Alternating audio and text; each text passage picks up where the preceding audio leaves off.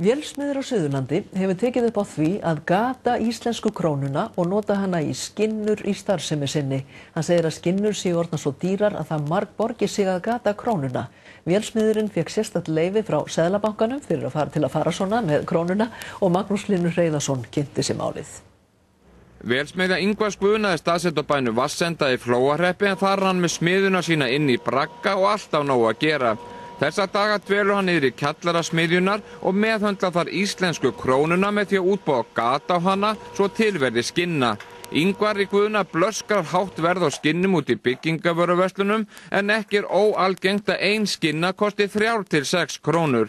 Ég var út í byggingavöruverslun að kaupa skinnur eins og oft áður og fór eitthvað grufl í vasanum hjá mér og þar var ég með krónupening.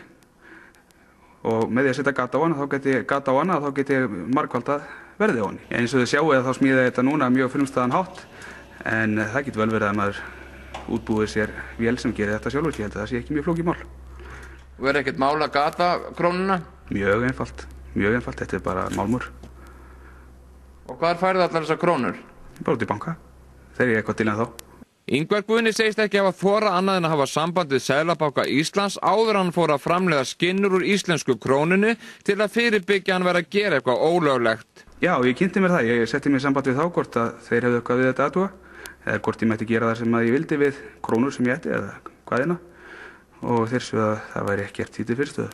En hvað ætlar Ingvar Guðni sér með skinnurnar? Nú nota ég bara svona til eigin nota. Við erum alltaf að nota skinnur og sjá hvort það sé ekki góðar og prófa þær, svo getur vel verið að maður selji þetta bara í verslanir.